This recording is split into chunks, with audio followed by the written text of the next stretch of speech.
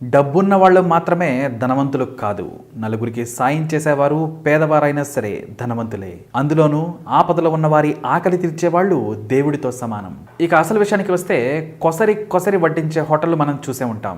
విస్తరి నిండిపోయేలాగా పదార్థాలను వడ్డించే హోటళ్లు కూడా చూసాం. ఇక ఐటమ్స్ కి పేరుగాంచిన హోటళ్లు వింటూనే ఉన్నాం. అయితే ఒక నిరుపేద వృద్ధురాలు మానవత్వంతో నలుగురి ఆకలి తీరుస్తుంది. ఆమె పేరు యశోదమ్మ. ఈమెకు కొల్లంలోని ధవెల్లిలో ఒక చిన్న పూరి గుడిసె ఉంది.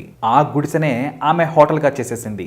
గుడిసెలో హోటల్ అని తక్కువగా చూడొద్దు. మంచితనం, మానవత్వం, ఆమెలోని సాయం చేసే గుణాన్ని కొలవాలంటే ఏ టాటా బిర్లా కూడా సరిపోరు. ఆమె ముందు పనికిరారు కూడా. ఎందుకంటే ఆకలితో చేతిలో చిల్లి గవ్వ లేకున్నా కూడా ఆమె హోటల్లో టైంకి కూర్చుంటే చాలు అద్భుతమైన భోజనాన్ని ఉచితంగా పెడతారు యశోదమ్మ. ఉచితమని చాలా సాదాసీదా భోజనం అని మాత్రం అనుకోవద్దు.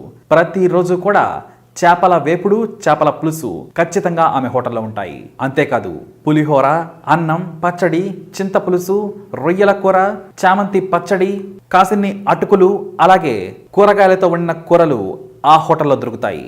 ఏది మిస్ అయినా కూడా చేపల కూర మాత్రం మిస్ కాదు. ఇక దాదాపుగా 20 ఏళ్లుగా ఇలా ఈ హోటల్ నడుపుతూ ఉన్నారు యశోదమ్మ. ఆమెకు డబ్బులు ఎలా వస్తున్నాయంటే దాతలు ఇచ్చేవే. భోజనం చేశాక ఎవరికి ఇష్టం వచ్చినంత వాళ్ళు ఇవ్వవచ్చు. ఎందుకంటే ఇక్కడ క్యాష్ కౌంటర్ అనేది ఉండదు. ఇప్పుడు మీరు చూస్తున్నారు కదా, కేవలం ఈ చిన్న బుట్ట ఉంచుతుంది యశోదమ్మ. ఇందులో ఎవరికి తోచినంత వారు ఇస్తే చాలు.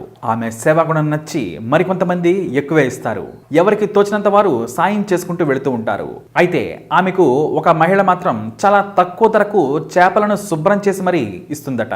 అందుకే ప్రతిరోజు కూడా చేపలతో 2 రకాల రుచికరమైన వంటలను వండుతారు యశోదమ్మ.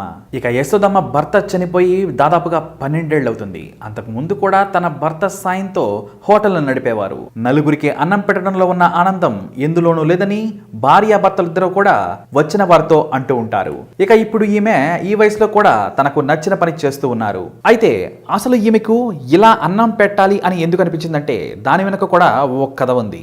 కొన్నేళ్ల క్రితం బ్యాంకు ఉద్యోగం కోసం కోచింగ్కి వచ్చిన కొంతమంది తమకు భోజనం వండి పెట్టాలని కోరారట. ఆమెకు వంట చేయడం ఎంతో ఇష్టం. తన పిల్లల్లాంటి వారు నోరు తెరిచి వంట చేయాలమ్మా అంటే ఆమె ఎక్కడ లేని సంతోషంతో రకరకాల వంటలను చేసి పెట్టేదట. అయితే కోచింగ్ పూర్తయ్యాక వారు వెళ్ళిపోయారు. అంతేకాదు వెళుతూ వెళుతూ తమకు తోచిన సాయాన్ని కూడా వారు ఆమెకు చేసి వెళ్లారు. కానీ యశోదమ్మకు ఎక్కడో బాధ. నేనెందుకు ఉచితంగా ఆకలితో ఉన్న వాళ్లకు అన్నం పెట్టకూడదు అనే ఆలోచన ఆమెకు అప్పట్లోనే వచ్చింది. అలా ఆమె హోటల్ను మొదలుపెట్టింది. కొల్లాన్ రైల్వే స్టేషన్ కు కోతవేట దూరంలో ఈ హోటల్ ఉంది. యశోదమ్మ హోటల్ అంటే ఎవరైనా సరే చేయి చూపించి మరీ దారి చూపిస్తారు. ఇక ఉదయం 5 గంటలకే నిద్ర లేచి 10 లోపే భోజనాలు రెడీ చేసేస్తుంది. ప్రతిరోజు ఎవరి సాయం లేకుండా 50 మందికి భోజనాలు సిద్ధం చేస్తుంది యశోదమ్మ. ఒకేసారి 10 మంది కూర్చొని తినే సదుపాయం మాత్రమే ఇక్కడ ఉంది. అయినా సరే వెయిట్ చేసి మరీ యశోదమ్మ భోజనం తిని వెళ్లే వాళ్ళు ఎంతో మంది ఉన్నారు. కానీ 12 గంటల వరకు మాత్రమే ఆమె దగ్గర భోజనం ఉంటుంది. ఆ తర్వాత అయిపోతుంది. ఆ తర్వాత ఆమెకు చేసే శక్తి లేక కాసేపు విశ్రాంతి తీసుకుంటుంది. ఇక మరో ముఖ్య విషయం, అసలు ఎంత ఖర్చు అయింది, ఎంత లాభం వచ్చిందని ఇప్పటి వరకు కూడా యశోదమ్మ చూసుకోలేదట. ఆమె చూసుకునేది ఒకటే, మధ్యాహ్నం నిద్ర లేచాక మరుసటి రోజుకు కూరగాయలు కొనడానికి గాని చేపలు కొనడానికి గాని ఎంత వరకు డబ్బులు సరిపోతాయి అనేదే.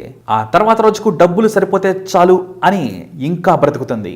ఇలా మానవత్వంతో ఎంతో మంది ఆకలి తీరుస్తుంది యశోదమ్మ. తనకు శక్తి ఉన్నంత వరకు నాకు ఇష్టమైన వంట చేస్తాను, ఆ తర్వాత దేవుడి దయ అంటూ తన కష్టం గురించి అడిగిన వారికి సమాధానం ఇస్తుంది ఈ మానవతామూర్తి. ఇక చివరిగా యశోదమ్మ చెప్పేది ఒకటే, పక్కవారి ఆకలి తీర్చడంలో కన్నా ఆత్మ సంతృప్తి ఇంకెందులో ఉంటుంది చెప్పండి అని వచ్చిన వారితో అంటుంది.